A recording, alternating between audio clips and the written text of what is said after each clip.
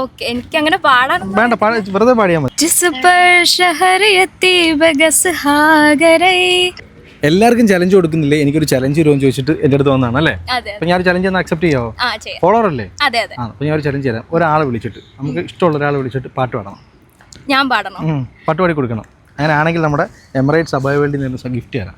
Okay, എനിക്ക് അങ്ങനെ പാടാൻ വേണ്ട, വെറുതെ പാടിയാൽ മതി. നമുക്ക് നോക്കാം. അപ്പോൾ ഒരാളെ വിളിച്ചിട്ട് ആളെന്തോ പറയുന്നത്, എന്ത് പറഞ്ഞാലും മിണ്ടരുത്.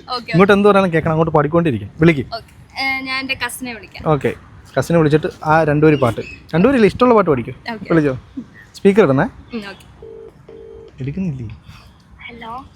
जिस पर शहर यती बगस हागरे चूरे चूली हो माजरे माजरे माजरा गस हागरा